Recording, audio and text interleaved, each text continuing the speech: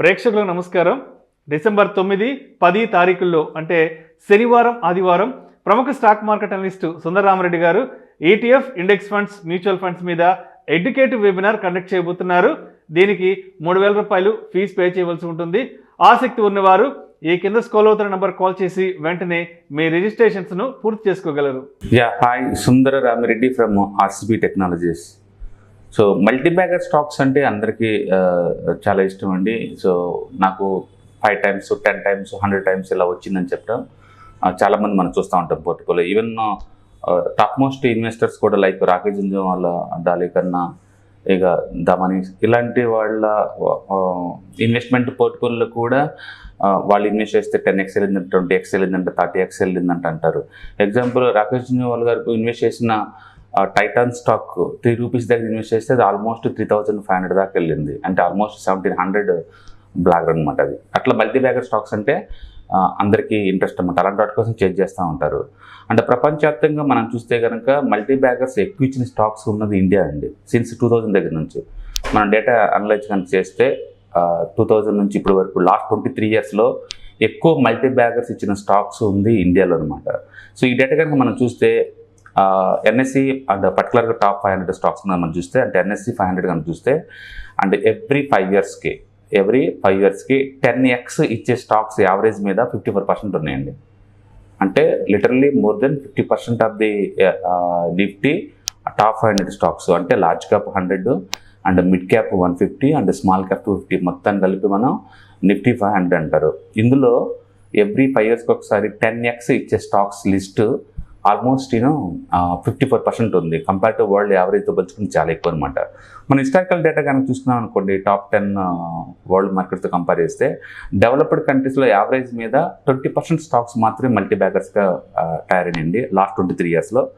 And emerging కంట్రీస్లో కనుక మనం చూసుకుంటే యావరేజ్ మీద 30% మాత్రమే మల్టీబ్యాగర్స్ అయినాయండి. కానీ ఇండియాలో మాత్రం 54% స్టాక్స్ మల్టీబ్యాగర్స్ అయినాయి అనమాట, టాప్ 500 స్టాక్స్ కనుక మనం చూసుకుంటే. కాబట్టి మనం రిస్క్ డైవర్సిఫికేషన్ కోసం ఆ కంట్రీ, ఈ country and international mutual funds, international ETFs వాటికి ఇన్వెస్ట్ చేస్తూ ఉంటారు. బట్ ఎక్కువ మనీ నువ్వు క్రియేట్ చేయాలంటే, ఎక్కువ వెల్త్ క్రియేట్ చేయాలంటే మాత్రం better to focus about the Indian markets అనమాట. సో ఈ డేటా ఏం చెప్తుందంటే, ఇండియాలో మల్టీబ్యాగర్స్ వచ్చే ప్రాబిలిటీ అంతా నిఫ్టీ 500లో పెడితే అంటే ఎవ్రీ 5 yearsకి ఒకసారి 10x ఇచ్చే రిటర్న్స్ వచ్చే స్టాక్స్ 54% ఉంది ఇండియాలో. అదే కొరియాలో చూసుకుంటే 34%, అండ్ బ్రెజిల్లో చూసుకుంటే 32%, అండ్ సౌత్ ఆఫ్రికాలో చూసుకుంటే కనుక 29%, అండ్ చైనాలో కనుక చూసుకుంటే 18%, అండ్ తైవాన్లో కనుక చూసుకుంటే 18%. సో యావరేజ్ మీద మనకు వస్తుంది ఎమర్జింగ్ డెవలపింగ్ కంట్రీస్లో కనుక పెడితే 30% వస్తాయి యావరేజ్ మీద. అండ్ లీస్ట్ అంటే చైనా అండ్ తైవాన్ అనమాట. అండ్ హైయెస్ట్ అంటే ఇండియా 54%.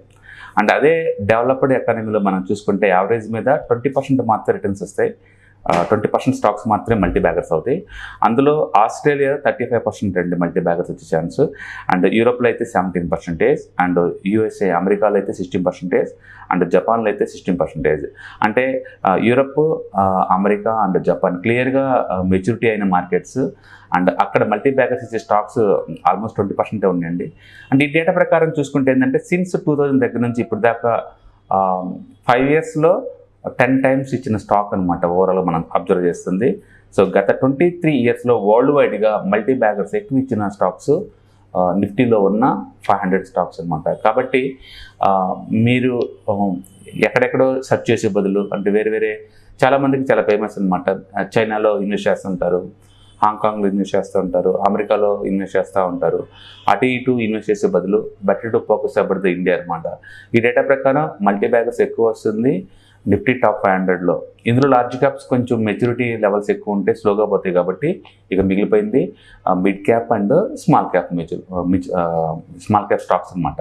కాబట్టి మీరు ఆ అడ్వాంటేజ్ తీసుకోవాలంటే మల్టీబ్యాగర్స్ ఎక్కువ chance mid and small cap స్టాక్స్లో ఉంది. కాబట్టి మీరు మ్యూచువల్ ఫండ్ రూపంలోనూ లేకపోతే ఈటీఎఫ్స్, ఇండెక్స్ ఫండ్స్ రూపంలో ప్యాక్ లాగా తీసుకున్నారనుకోండి, అండ్ మీకు రిటర్న్స్ ఎక్కువ వచ్చే ఛాన్స్ ఉంటుంది. అందుకనే మనం కనుక చూసుకుంటే small cap category, mid cap category చాలా ఎక్కువ రిటర్న్స్ ఇస్తున్నాయి కపుల్ ఆఫ్ ఇయర్స్ నుంచి. అండ్ ఈ డేటా మనం తీసుకుంది లాస్ట్ 2000 దగ్గర నుంచి ఇప్పటి వరకు అండి. లాస్ట్ 2000 దగ్గర నుంచి ఇప్పటి వరకు అనమాట. సో కాబట్టి మేజర్ టాప్ 10 స్టాక్ మార్కెట్ గ్లోబల్గా మనం చూసుకుంటే కనుక మల్టీ బ్యాగర్స్ ఎక్కువ వచ్చే ఛాన్స్ ఇండియా నుంచే ఉంది. అది కూడా మోర్ దెన్ 50% అంటే చాలా ఎక్కువ అనమాట. ఇండియాలో ఏంటంటే స్మాల్ క్యాప్స్ గ్రోత్ చాలా ఎక్కువ ఉంటుందండి. అండ్ డెమోక్రసీ లోపల ఇండియన్ 144 పాపులేషన్లో లోకల్ కన్జంప్షన్ చాలా ఎక్కువ. వేరే ఎకానమీ అలా కాదు, ఎక్స్పోర్ట్ ఓరియంటెడ్. చైనా అనుకోండి ఎక్స్పోర్ట్ ఓరియంటెడ్, తైవాన్ అనుకోండి ఎక్స్పోర్ట్ ఓరియంటెడ్, అమెరికా అనుకోండి ఎక్స్పోర్ట్ ఓరియంటెడ్. అదేంటి ఎక్స్పోర్ట్ ఓరియంటెడ్ ఎకానమీస్. ఇండియా అలా కాదు, ఎక్స్పోర్ట్ ఉంటుంది as well as local consumption కూడా ఉంటుంది. అందుకనే ఇండియాలో లోకల్గా స్మాల్ అండ్ మిడ్ క్యాప్కి చాలా పెద్ద గ్రోత్ ఉంటుంది. ప్లస్ వీళ్ళు ఎక్స్పోర్ట్ కూడా చేస్తారు కాబట్టి వరల్డ్ వైడ్ కూడా ఇంకా ఎక్స్పాండ్ చేస్తానికి ఛాన్స్ ఎక్కువ ఉంటుంది. కాబట్టి దీనికి వరల్డ్ మార్కెట్స్ నుంచి బిజినెస్ వస్తుంది, ఇండియా నుంచి బిజినెస్ వస్తుంది. కాబట్టి ఇండియాలో ఈ గ్రోత్ ఎక్కువ అనమాట. కాబట్టి క్వాలిటీ స్టాక్స్ ఎక్కువ ఇక్కడ, లోకల్ కన్జంప్షన్ ఎక్కువ, ఎక్స్పోర్ట్ ఎక్కువ, స్ట్రాంగ్ పొలిటికల్ స్టెబిలిటీ ఉన్న governments and economy, youth consumption అన్ని స్టోరీలు కలిపి ఇండియాని వన్ ఆఫ్ ది ఫేవరెట్ అనమాట. ఇది యాక్సిడెంటల్గా 1 year 2 years కాదండి. ఈ స్టడీ ఏంటంటే 2000 దగ్గర నుంచి ఇప్పటి వరకు 23 years హిస్టరీని స్టడీ చేసి తెచ్చిన డేటా అనమాట. కాబట్టి అన్ని మార్కెట్స్లో కల్లా ద బెస్ట్ మార్కెట్ అంటే ఇండియా. అందులో కూడా ప్రతి 2 NSE 500 స్టాక్స్లో ఒకటి మల్టీ బ్యాగర్ అవుతుంది. అంటే 5 years మీద యావరేజ్ మీద 10x వచ్చిన స్టాక్స్ అనమాట ఈ లిస్ట్.